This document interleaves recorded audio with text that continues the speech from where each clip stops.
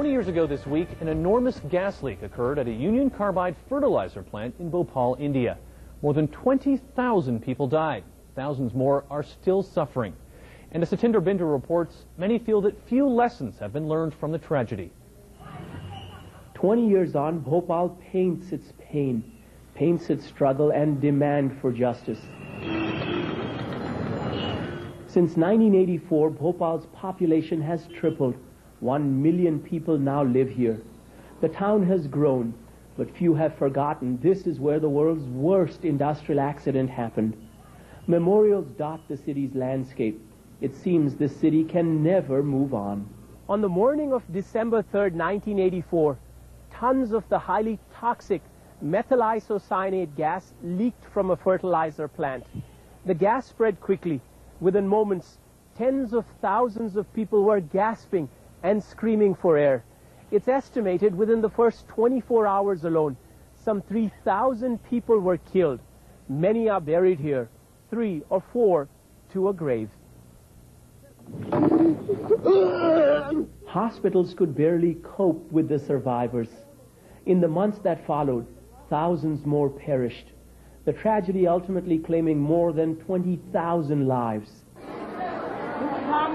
More than 500,000 survivors in Bhopal, about half the population, still feel a similar sense of helplessness. They crowd into hospitals. Too ill to work and plagued by nervous disorders, these victims have almost given up on life. But supporting them, caring for them, and providing regular counseling is another victim herself, Rashida B. B tells me 6 members of her family, including her father, were killed by the after effects of the gas. Today, the situation of Bhopal is even more grave than it was that night. Those who died because of the gas were very fortunate. The unfortunate are still living. They're like the living dead. 21-year-old Anzar Ahmed was just a few months old when he inhaled the gas. 5 years ago, he stopped walking and talking and is now completely dependent on his mother for care. I can't say what I feel. I feel that God should take me away right now, either make my son all right or just kill us all.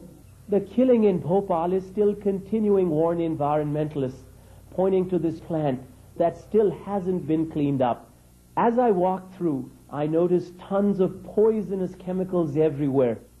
Soil samples taken from here show toxic materials have leached underground, contaminating the water supply. The local government now trucks in water for residents, but people are still using polluted water for their household chores, and some even admit drinking it. When clean water finishes, we drink this water, says this woman. Environmental groups say it'll cost about $30 million to clean up this plant. But Union Carbide says it has no further liability after it paid victims a $470 million out-of-court settlement in 1989. The company also says what happened here was no accident, but a deliberate act of sabotage. There is no question in the mind of Union Carbide that a disgruntled employee who introduced an unusually large amount of water into the tank of methyl isocyanate was responsible for causing the runaway reaction. A claim that many, including the Indian government, says is irrelevant. The local government now says it will remove all this hazardous waste. Environmentalists complain it's already too late. They say thousands of children are now being born with birth defects.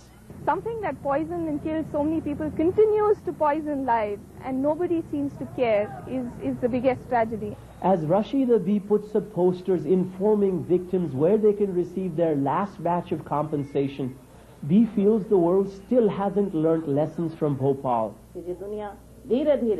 Slowly, the world is moving towards death. And in the world, every day, somewhere, Bhopal gets repeated. In a small way, but Bhopal is repeated. Victim Anzar Ahmed's family says the best deterrence for other corporations that pollute the earth is to punish Union Carbide executives. India has asked the U.S. to extradite the then Union Carbide head, Warren Anderson to stand trial in India. But the United States has turned down that request, fueling great resentment here. Rashida B says she'll fight till her last breath to bring Anderson to justice. B and many of Bhopal's 500,000 victims feel large companies need to be constantly confronted to keep them from using poorer parts of the world as a laboratory.